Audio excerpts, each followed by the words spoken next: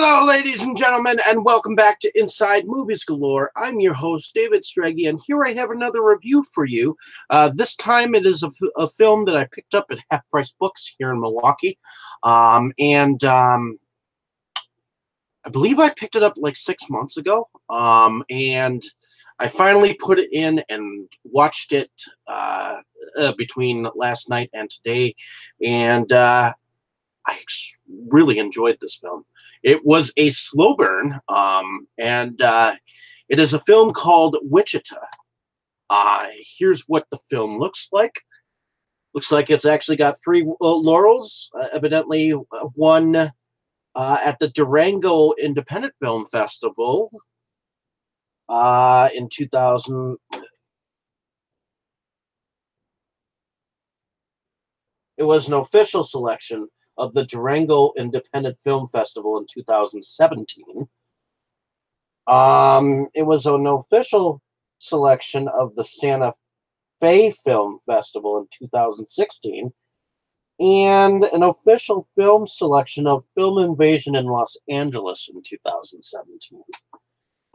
So, the film is directed by none other than Justin Chong and Matthew D. Ward, and it was written by Matthew D. Ward. So I think that Mr. Ward actually has more to do with this film director-wise than anything else. Chong was probably just kind of a stand-in, and he comes to us from Faraway Features Productions, and on here it says that Candy Factory presents this film. Now, when I put this film in, it actually said that it was a screener, so I'm assuming that someone actually was given to this as a film screener of some sort, and then donated it to Half Price Books. So the film is kind of about filmmaking in a sense, where we have a young man by the name of Jeb, who is played by Trevor Peterson, and he comes off as a very pretentious man, a loner of a sort. He's the director of this children's series, and he's definitely in trouble of losing his job. And when he's evidently given a job by this guy named Bart to finish out his series, and then it's going to get cut.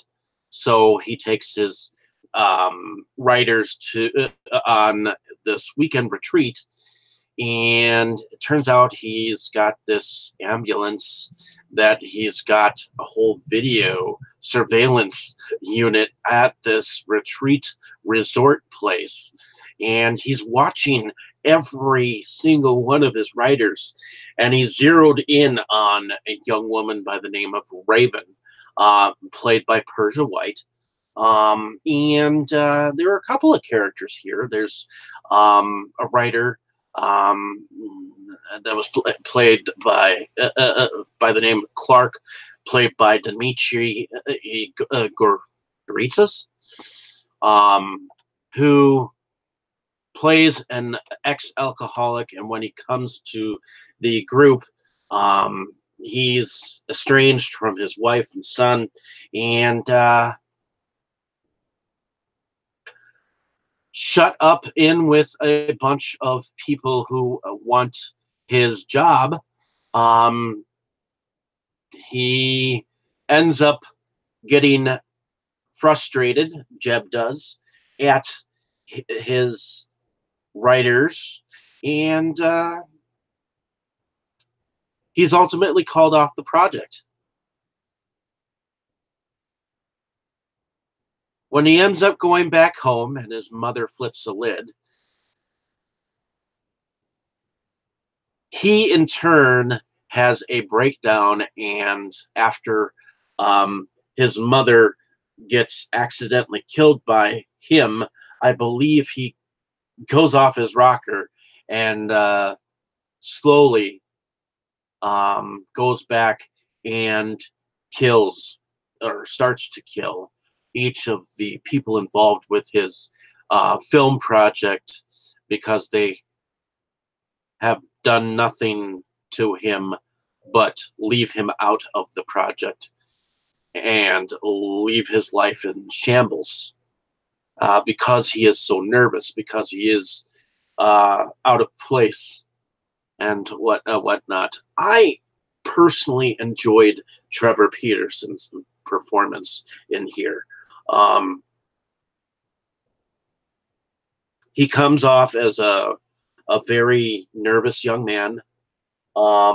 At least at first, he seems very polite.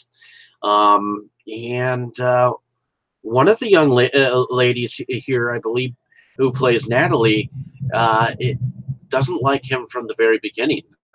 She is played by actress Caitlin Gerard, and she is kind of a narc to his boss. So there's some tension going on there. And Clark ends up getting drunk with the rest of the crew, and evidently, who's supposed to be his friend, ultimately, says some things that he ends up regretting. And I think finding out the truth of how some of these people feel towards him makes him even more nervous.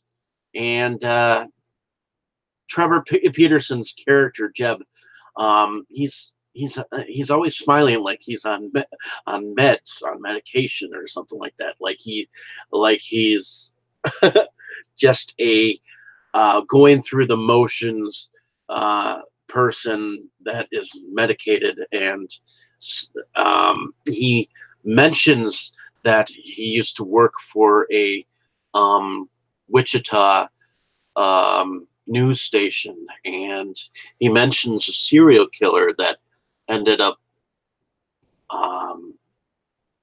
sending in information to the television, which is, I think, kind of why and how he snapped, because he started thinking the same thing. And instead of a children's program, he ended up filming his own reality TV. And yeah, I thought the film was very intense. I thought the acting was really good on all around. I thought that the sort of whodunit atmosphere was kind of unique.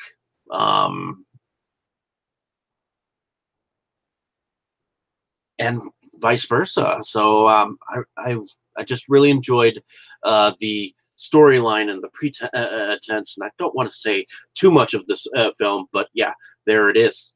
So definitely, if you get a chance to find a copy of this film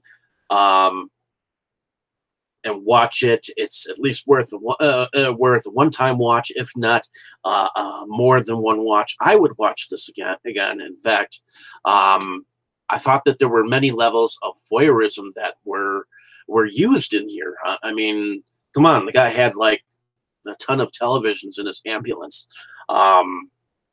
There was video cameras that were used. There was computers that were used.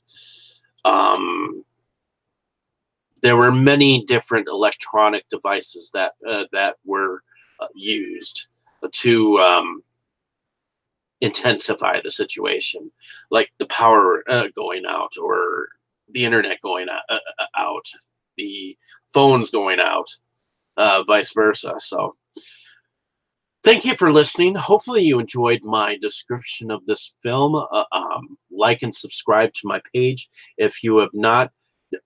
Definitely check out my other reviews, check out some of my future reviews, and hopefully you get a chance to watch this film. I certainly was glad that I was able to come across a copy of it, even though it was just a screener, which means it might have just been a cut. And I'm not sure if it was picked up by anyone, but according to IMDb, I believe it has been prepped by Circus Road Films, Media Circus PR is the marketing, and White Light Audio is the post-production for the sound services behind this film. So in any case, thank you for listening. Have a great day, evening, or morning, wherever you are. Thank you for watching. I appreciate the view time that you spend on my page, and thanks ahead of time. Enjoy.